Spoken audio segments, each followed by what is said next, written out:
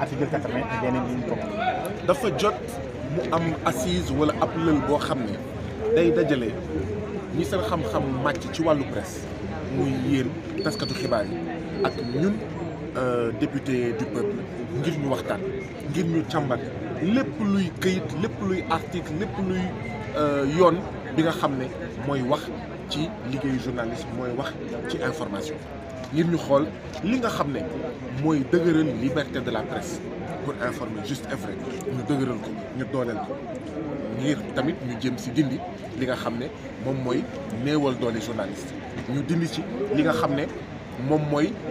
note journaliste bi nga xam ne liggéeyam rek lay def moo tax tamit ñuy faral di wax naan gars yi nañuy fay caméraman yi lu mat ndaxte jël caméraman di ko fay 60 000 di ko fay 70 000 moo am di ko fay 75 000 moo am lan moo tax duñ ci wax ndaxte bëri na ay chef d'organe de presse ay propriétaire d'organe de presse yoo xam ne Macky Sall la ñu àndal donc ñoom lu leen neex def seen biir organe de presse 70 000 boo ko fayee caméraman seet leen rek depuis 9 heures caméraman yaa ngi fi depuis 9 heures caméraman yaa mais ñu ngi fi ban heure lañ fi jóge fii la ñuy yendu 75 000 mooy lan après nga ne oui y a la presse corrompue mais la presse elle ne peut pas être à l'abri de la corruption bu fekkee ñu ngi seetaan ñu leen di fay 75 000 80 000 100 000 francs ci réew mu mel ni Sénégal diwlin yokk luwaas yokk ceeb yokk lépp yokk donc liberté de la presse c'est aussi la condition les conditions des acteurs de la presse les conditions des ouvriers de la presse mooy yéen mii nekk ci terrain yi yéen mii di dem góor ak jigéen moo tax je profite également de l'occasion pour rendre un hommage appuyé les femmes dëgg la nag góor ak jigéen ñoo yem waaye nag xam ngeen ne liggéey bi métti na moo tax jigéen journalistes yi jigéen acteur de la presse tamit actrice de la presse ñooñu foog ñu sargal leen gërëm leen féliciter leen encourager leen ndaxte ñun bu ñuy mëkk grenade lacrymogène da ngeen koy mëkkaaleeg ñun ñu leen ciy dóor naan leen du ngeen ko fi wane donc yooyu yëpp foog ñu xool ko foog ñu càmbar ko askanu Sénégal dafa soxla une presse indépendante une presse libre loolu nag mooy seen condition de travail ñaata lañ leen di fay ndax ñu ngi leen di cotiser IPRES ndax ñu ngi leen di en fait cotiser IPM ndax ñu ngi leen di cotiser retraite ndax ñu ngi leen di jox ay congé ndax ñu ngi leen di jox ay payoor yu baax ndax ñu ngi leen di bàyyi ñu wax ànd ak seen sago ñu wax lu ñu gëm te kenn bañ a dal seen kaw moo xam opposition la moo xam pouvoir la ñu bàyyi leen ñu def niñ ko sentir. Un président Macky Sall qui torture son peuple, qui assassine son peuple, un président Macky Sall qui vole son peuple, qui pille son peuple, un président Macky Sall boo xam ne day jiital njëriñu doxandeem ci kaw njëriñu askanu Sénégal, un président Macky Sall boo xam ne dafa bëgg a reyaat ay doomu Sénégal ndaxte dafa bëggaat un troisième mandat illégal et illégitime. Donc ñun ñëpp ñoo ci war a taxaw xeexu journaliste la waaye xeexu sénégalais yëpp la moo tax ñun sénégalais nañ ci am taxawaay bu mot sëkk lu tax ndaxte tey jii nii information juste et vrai ni noyyi ni oxygène amee solo ci doomu aadama noonu la information juste et vrai amee solo ci doomu aadama ci citoyen waa ji da doon wax ne le sommeil de la raison engendre des monstres le sommeil de la raison engendre des monstres. Des journalistes debout comme Pape Alé Niang refusent le sommeil de la raison sommeil de la raison boobu nag loolu la Macky Sall bëgg a instaurer fii ci Sénégal ñun ñëpp ñu tàggoog suñu sago ñun ñëpp ñu tàggoog suñu xel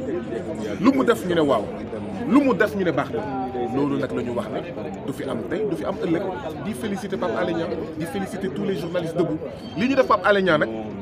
mais c'est la suite logique d'autres violations Feuz la njëkk doon fii mu xëpp mais Adja Ndiaye bu Dakar ak ci anamu fii la ko fukki policiers yu góor moo tax tey bu may dégg ñu naan xaw ma député bu jigéen boobu dañ ko mbéj ak ñoom seen mais Adja Ndiaye bu Dakar ak fii ci corniche bi fukki policiers dañ ko passé à tabac. ba léegi wéerul mais man seeti naa ko hôpital principal hémorragie interne da ko am Adja Ndiaye bu Dakar Actu juste parce que elle a dirigé sa caméra là où il ne fallait pas mais yooyu yëpp moo jur tey Pape Alé Niang ñu dugal ko ci kaso moo tax li ngeen di faral di wax naan le monstre est encore là le monstre est encore debout le monstre est encore fécond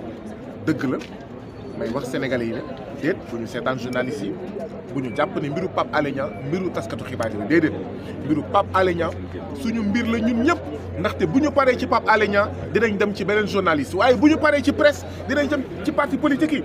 bu ñu paree ak presse bi dinañ dem ci mouvement citoyen yi bu ñu paree ci presse bi dinañ dem ci syndicat yi bu ñu paree ci presse bi dinañ dem ci béykat yi bu ñu paree ci presse yi dinañ dem ci sàmmkat yi bu ñu paree ci presse bi dinañ dem ci ñeneen ak ñeneen donc suñu mbir la bu ñu buggee sàmm suñu bopp sàmm suñu Sénégal sàmm Pape Alé Niang sàmm ci li nga xam ne mooy la presse libre indépendante et autonome donc voilà. honorable nee nga ji combat wu peuple personnellement en tant que député du peuple nga koy lancé. li may wax Pape Alé Niang moo di ne Pape Alé Niang nous sommes fiers de toi. Nous sommes fiers d'avoir au Sénégal des Pape Alé Niang qui sont incorruptibles. Nous sommes fiers d'avoir au Sénégal des Pape Alé Niang qui sont insoumis. Nous sommes fiers au Sénégal d'avoir des journalistes d'investigation qu'on ne peut pas briser, dont on ne peut pas briser la plume. Nous sommes fiers d'avoir au Sénégal des journalistes comme Pape Alé Niang dont on ne peut pas détourner la caméra des véritables réalités tragiques et dramatiques du peuple sénégalais. Pape Alé Niang, vous avez tout notre respect, vous avez toute notre admiration et nous sommes avec vous. Ce combat-là, nous allons le continuer pour une presse libre, pour une presse indépendante au Sénégal, en Afrique et partout à travers le monde. Tes collègues journalistes sont fiers de toi, mais nous également, peuple sénégalais, nous députés, nous sommes extrêmement fiers de vous, Pape Alé Niang.